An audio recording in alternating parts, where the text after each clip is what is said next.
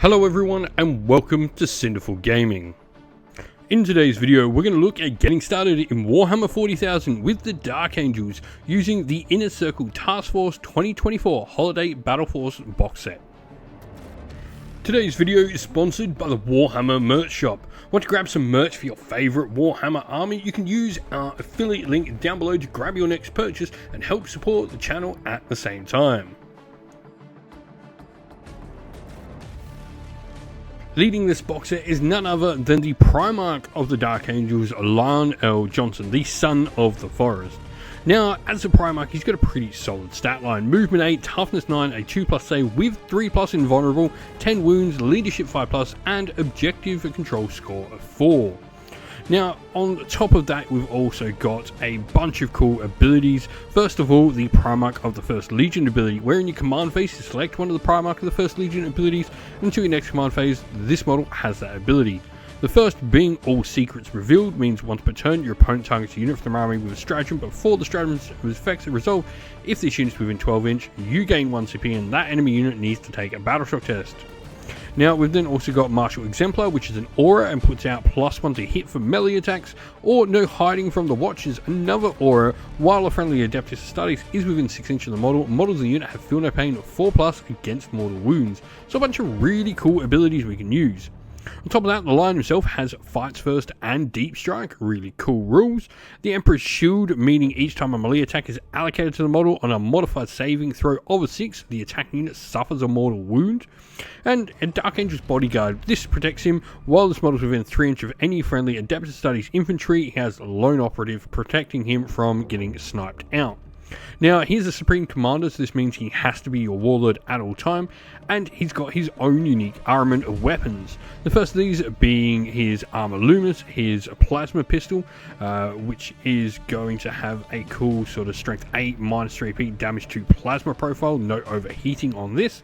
And we've also got Fealty, which has the option for either a Lethal Hit Strike profile with 8 attacks, Strength 12, or the Sweep profile with 16 attacks at Sustained Hits 1, Strength 6. A second character joins this set, and this is a more generic Space Marine character, a Chaplain in Terminator Armor. This amazing new miniature does have a few different options. It'll come standard equipped with Stormbolter and Crozius Arcanum, but can choose to swap out that Stormbolter for a Relic Shield, which actually increases the bearer's wounds to 6 instead of 5. Now, other than that, we have Deep Strike as it's in Terminator Armor, and we've got Litany of Hate, which adds +1 to wound rolls for melee attacks for the unit it joins, and the Recitation of Faith. While this model is leading a unit, they have a Feel No Pain 4+ against mortal wounds. This model can lead a variety of different Terminator units, both your regular sort of Terminator Squad and Terminator Assault Squad, but also can lead Deathwing Knights and Deathwing Terminator squads. Speaking of Deathwing Knights, we get 10 of them inside this box set, enough for 2 squads. They, as Terminators, have a 2+ armor save, 4+ invuln, and toughness 5 with 4 wounds as well on these models, which is really cool. Now they have the option of a few different weapons. First of all, the majority of the squad will be armed with either the Maces of Absolution, which are anti-monster, anti-vehicle 4+ weapons, or they can go for a power weapon, which loses both those rules but does gain an extra attack. Both weapons hit on 2s with strength 6, -2 AP and damage 2. Meanwhile, the unit's leader can have a great weapon of the Unforgiven, which is devastating wounds, sustain hits 1 at strength 6 with 5 attacks, hitting on 2s with AP -2 and damage 2, or take a lethal hits relic weapon, which has an extra attack for 6 attacks and extra point of strength at strength 7. Now, the Teleport Homer is like all other Space Marines. You can have this to use the Rapid Ingress stratagem for 3 when you're around where you've put your Teleport Homer. And the Inner Circle rule as well means each time an attack is allocated, you minus the damage by 1 to this unit. They have the option to take a Watcher in the Dark, which once per battle in any phase, the unit can summon that Watcher, and when it does, until the end of the phase, models of the unit have Feel No Pain 4+ against mortal wounds. Lastly, in the box set, we have 6 Inner Circle Companions. This can be built as either 2 squads of 3 or 1 squad of 6. I think the squad of 6 is really nice at the lower points. This gives them a lot more survivability, and they all come armed with Caliber Knight and Greatswords. These have both strike and sweep profiles, as you would expect. These will gain different sort of abilities. The strike profile has 4 attacks with lethal hits at strength 6, -2 AP and damage 2, while the Caliber Knight Greatsword only has an extra attack but does have sustained hits 2. -2 on those crits, and does damage 1 rather than damage 2. The unit does have a couple of special rules, the first of these being their Braziers of Judgment. While a character model is leading the unit, each time an attack targets the unit, you subtract 1 from the hit roll, and each time models in this unit make attack roll that target character, they get to add 1 to their hit roll as well, thanks to their Enmity of the Unworthy ability.